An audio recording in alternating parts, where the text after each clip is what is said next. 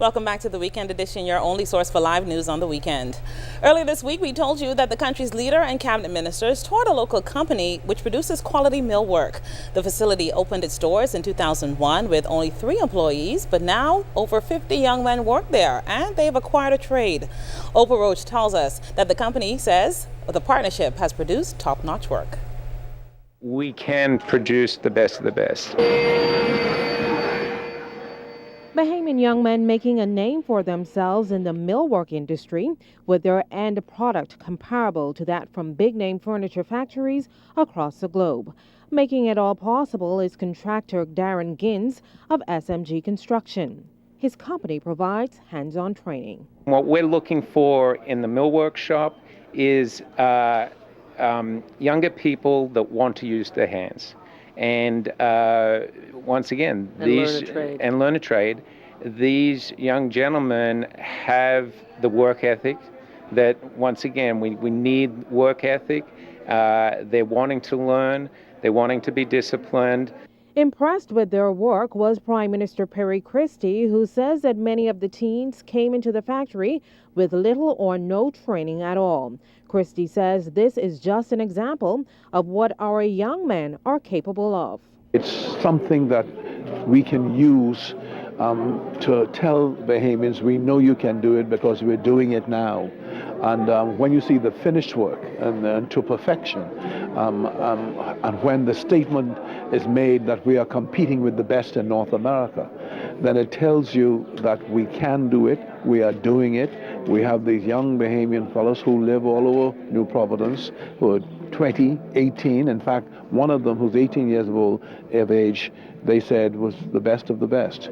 Commending SMG for its training program, Mr. Christie is hoping that more companies will follow suit. It is very, very encouraging of our aspirations as a government to ensure that we create new levels of employment for Bahamians, where we can take a company such as this one, where they have integrated Bahamians, training Bahamians into it, and use it as a model as to what can take place.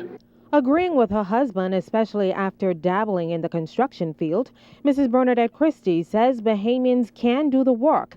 She also noted that such high-end products can cut down on imports. We tend to give incentives to people to bring things in, especially under the Hotel Encouragements Act, and I think it's important that whatever we can do here and employ Bahamians, we should be doing here. And so I thought it was important for ministers to be sensitized to what is possible in the Bahamas. A lot of people don't even know what's going on. Among those getting a first-hand look at the product was BAIC Chairman Arnold Forbes. He promotes the Buy Bahamian campaign, saying it's a boost to the job market. Because there are too many young people that we've met out there who have not worked since they've come out of high school. There are people who have been unemployed for years. We need to put these people back to work.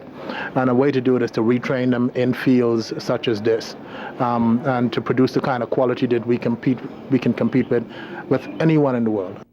And I'm Opal Roach, ZNS News. Thanks so much, Opal. And in our final news story this Saturday, after more than 2 decades since its implementation, the system of local government is poised for expansion. Officials say the time has come to afford more residents the liberty of having a say in governing their own affairs. Hear more in the story from Carla Palmer.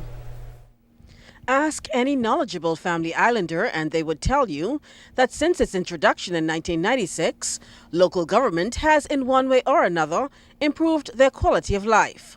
Perhaps that's why more and more of our nation's youth are so keen to becoming involved in the local government junior councillors program, which gives them the knowledge and skills as community leaders to take responsibility for their own community affairs. It was intended that local government was instituted to bring government closer to the people, especially and particularly in the Family Islands. Minister of Agriculture and Marine Resources, who's also responsible for local government, the Honorable V. Alfred Gray, knows full well the benefits. That's why he's on a mission to further expand the local government process beyond the Family Islands. I intend to expand that to include New Providence, and we will start the discussions with respect to local government being introduced to New Providence very soon. It's going to be a little more difficult to do it in New Providence because of the population scattered all over New Providence. We're going to have to divide New Providence, I believe, into quadrants so that you have 4 different areas. Minister Gray is ready to tackle any challenges. I believe that when people have a stake in what happens to them, they always respond better. And that is the general position that local government was intended to achieve. Having said that, it is kind of difficult to expect that it would be easy to bring that kind of governance to New Providence because the central government is also based in New Providence. The center of government is here. And so to bring local government might be a little more difficult, but it's not impossible. Going forward, Minister Gray is looking to have a more detailed public dialogue, hopefully to fulfill this objective within the next 5 years. Carla Palmer, ZNS News.